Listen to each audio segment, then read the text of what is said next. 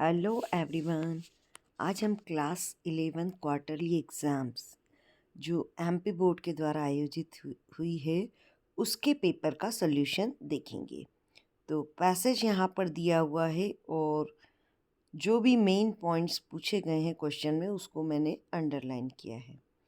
अब देखिए यहाँ पर पहला क्वेश्चन पूछा गया है, in nature one of the loveliest sound is.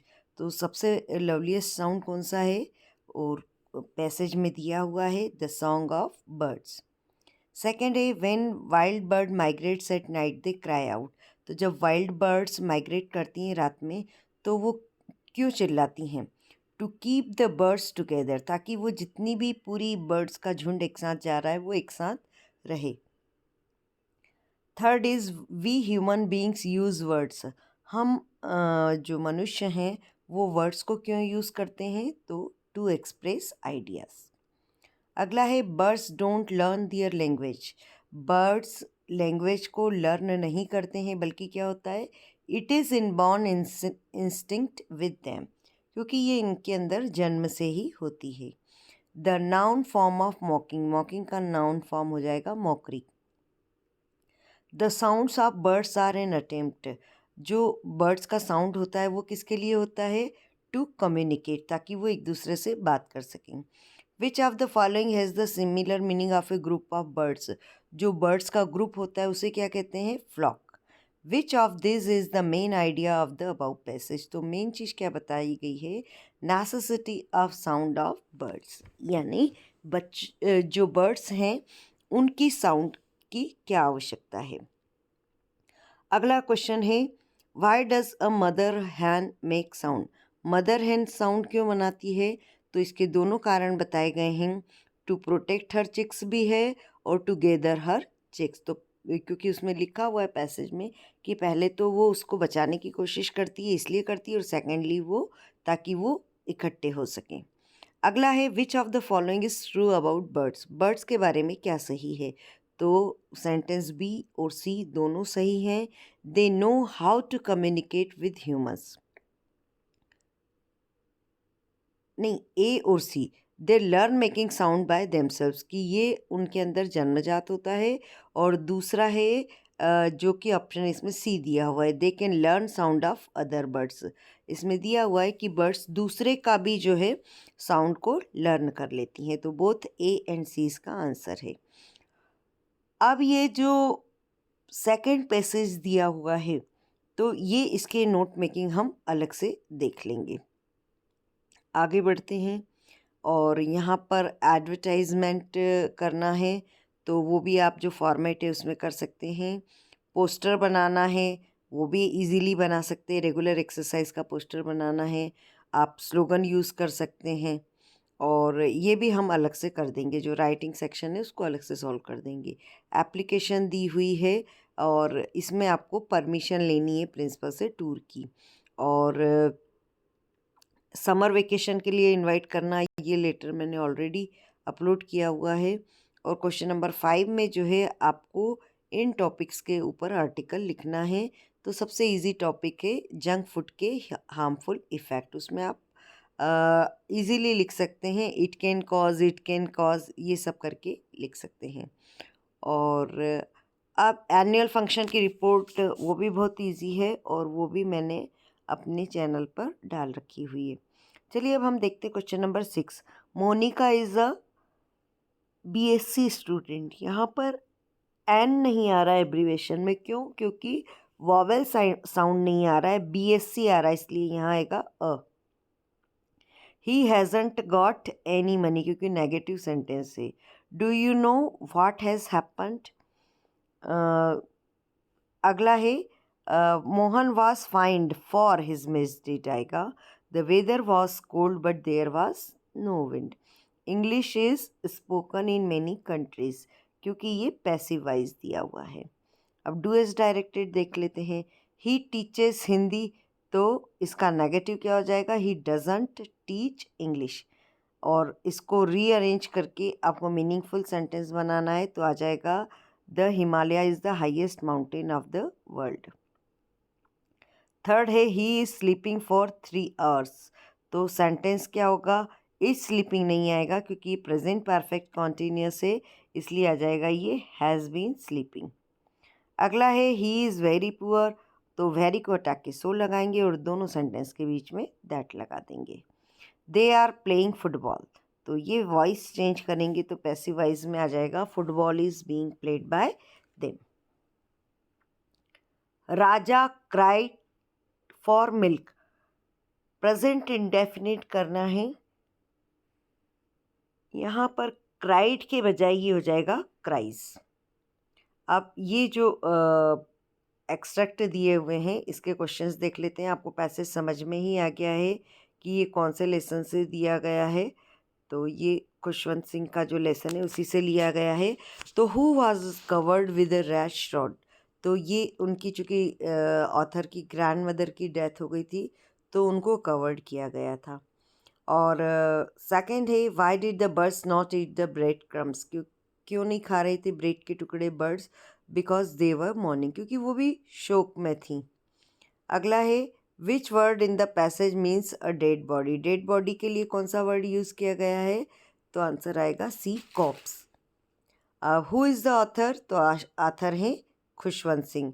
और बर्ड्स क्या किया, तो उसका आंसर आ जाएगा B didn't eat bread crumbs. अब अगला पैसेज जो लिया गया है वो पोएम का है। अब ये फोटोग्राफ वाली पोएम है और इसमें पूछा गया है पहला question, what does the cardboard show, cardboard क्या शो करता है, फोटोग्राफ।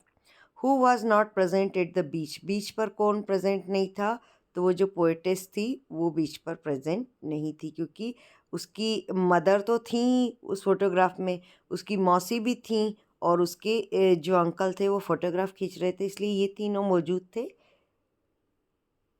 सिर्फ पोएटेस प्रेजेंट नहीं थी। What does transit mean, transit का मतलब होता है कि जो बदल सकता है, तो परमानेंट तो नहीं आएगा और इसलिए टेम्परेरी और इम्परमानेंट दोनों ही सही हैं, इसलिए ऑप्शन आएगा डी, बोथ बी एंड सी। अगला पैसेज जो है ये देख लेते हैं, ये भी उसी से दिया हुआ है आपके प्रोज से। Who was sitting on the horse, तो ये हमने अंडरलाइन भी कर रखा है कि मुराद जो है वो बैठा हुआ था और वो था स्पीकर का कज़िन। लेसन का नाम क्या है, सेकंड क्वेश्चन में पूछा है, तो summer of the beautiful horse. In which language did Murad speak, तो ये यहाँ पर मैंने अंडरलाइन करके बताया हुआ है कि आर्मेनियन लैंग्वेज में वो बोलता है। Write the noun form of the word beautiful, beautiful चूँकि एडजेक्टिव है और इसका नाउन फॉर्म होगा ब्यूटी। अब क्वेश्चन के आंसर को मैंने शॉर्ट में लिखा है। पहला क्वेश्चन है कि ऑथर और उसकी ग्रैंडमदर की बीच की लिंक कब टूट गई, तो वो आंसर है कि जब ऑथर यूनिवर्सिटी गए। सेकंड है what was the feat that Gordon Crook repeated, तो 200 साल के बाद में कौन सी चीज़ वापस से हुई, तो द सेम वोया, वही समुद्री यात्रा, मतलब वही रूट पे से समुद्री यात्रा 200 साल बाद में गॉर्डन कुक ने शुरू की। व्हाट वाज खामून, तो ये जो है जैसे कि हमने कहा है टूट, ये क्या था, एक बॉय किंग था इजिप्ट का। और who were other true crewman, तो हमको उनकी नेशनलिटी लिखने की ज़रूरत नहीं है, हम डायरेक्ट भी लिख सकते हैं कि लेरी विजिल और हर्ब सीजलर दोनों जो है उसके साथ में जर्नी में थे। What did grand mother use to feed, क्या देती थी ग्रैंड मदर उन विलेज डॉग्स को, तो चपाती देती थी। व्हाट डिड एमन होटेप फोर्थ चेंज टू, तो उनका जो क्या नाम था वो क्या चेंज हो गया, तो वो एक्हेंटेनम उसका जो है नाम चेंज हो गया। What does the cardboard refer, cardboard किसको रिफ़र करता है, फोटोग्राफ को। और ट्री किस तरह से बदल जाता है, जब बर्ड आती है तो ट्री पूरा हैप्पी हो जाता है। और what will happen if it doesn't rain, यदि बारिश नहीं होगी तो क्या होगा, ये मैंने आंसर फोर्थ में लिख दिया, लेकिन ये ध्यान रखना कि थर्ड का है कि बारिश नहीं होगी तो क्या होगा, wells and ponds will dry up. और what was compared with goldfinch movement, goldfinch movement को किससे कंपेयर किया गया है, इसको कंपेयर किया गया है इंजन से। व्हाट सॉर्ट ऑफ, पहला क्वेश्चन है मुराद हैव विद द हार्स, तो इनकी कैसी अंडरस्टैंडिंग थी? Clear and honest.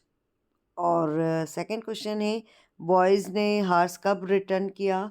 क्योंकि उनसे पे कोई दबाव तो था नहीं, जब उनकी कॉन्शियस ने प्रिक किया उनको, जब उनकी अंतरात्मा ने से उनको लगा कि देना चाहिए, तब उन्होंने दिया। Why had the author come to visit Mrs Dowling? Author Mrs Dowling के पास क्यों गई थी? अपनी जो है मदर की बिलोंगिंग्स को लेने के लिए गई थी। What did object loss their value of the author? चीज़ों की वैल्यू क्यों ख़त्म हो गई थी आथर के लिए? क्योंकि उसने डिफरेंट सराउंडिंग में देखा था, और अब जो है उसकी जो बिलोंगिंग्स थी उसकी मदर की, वो सेपरेटेड फ्रॉम हर मदर। अब उस बिलोंगिंग्स में जो है उसकी मदर नहीं थी, इसलिए उसका इंटरेस्ट अब ख़त्म हो गया। Question number 13, explain 3 reasons why the authors grand mother was disturbed. तो आथर की ग्रैंड मदर कब क्यों डिस्टर्ब हो गई? जब वो सिटी स्कूल में गया, तो इसके 3 रीज़न बताने हैं। तो एक तो ये है कि वो उसको अब इंग्लिश और साइंस नहीं पढ़ा सकती थी। दूसरा ये था कि उनको इस बात का बड़ा दुख था कि भगवान और धर्म ग्रंथ के बारे में कुछ भी नहीं पढ़ाया जाता है। और तीसरा जो था वो ये था कि वो म्यूज़िक पढ़ाया जाता था, और उनको ऐसा लगता था कि म्यूज़िक तो जो है नहीं पढ़ाया जाना चाहिए। तो ये जो तीनों चीज़ें थी ये उनको डिस्टर्ब करती थी। अब एक और सेकंड क्वेश्चन पूछा है कि एडवर्स कंडीशन में जो बच्चे हैं उन्होंने बहुत ज़्यादा साहस दिखाया। तो कैसे दिखाया? तो जो दोनों बच्चे थे, स्यू थी बेटी, तो वो बहुत इंजर्ड हो गई थी, लेकिन उसने जो है दूसरों को नहीं बताया ताकि वो परेशान ना हो। और जो जॉन था उसने ये कहा कि we are not afraid to die, है ना, जब तक हम साथ में हैं तो मुझे मरने से भी डर नहीं लगता। तो ये इस तरीके की बातें करके उन्होंने अपना करेज शो किया। अब है सेंट्रल आइडिया फोटोग्राफ का सेंट्रल आइडिया है कि पोएटिस अपनी जो है मदर के प्रति ट्राइब्यूट पे बताती हैं, और उनको वो मेमोरीज सारी रिकॉल होती हैं जब वो उस फोटोग्राफ को देखती हैं। और the voice of the rain का सेंट्रल आइडिया पूछा है, तो आप लिख सकते हैं कि जो रेन है और पोएट्री है, एक इनका अपना महत्व है पृथ्वी पर। और अगर रेन नहीं होगी तो अंडरग्राउंड वाटर जो है वो ख़त्म हो जाएगा, और जो वेल्स हैं, है ना, ये सब ट्यूबवेल्स वगैरह, वेल वगैरह सब ये ड्राई अप हो जाएंगे। अगला क्वेश्चन है 15, the address is a story of human predicament that follows war comment. अब ये जो द एड्रेस दिया गया है, तो ये जो स्टोरी के बारे में बताया गया है, वो ये बताने की कोशिश करी गई है वार के लिए, कि वार से सिर्फ जो है डेथ और डिस्ट्रक्शन होता है, और इसमें जो चीज़ें ख़त्म होती हैं फिज़िकल वो तो है ही, लेकिन लोगों के इमोशनल और स्पिरिचुअल जो है बिलीफ्स भी जो है वो ख़त्म हो जाते हैं। मतलब लोग उतने इमोशनल भी नहीं रहते हैं। और लास्ट क्वेश्चन है what makes the story the summer of the beautiful white horse interesting. तो ये जो स्टोरी है वो क्यों इंटरेस्टिंग हुई है?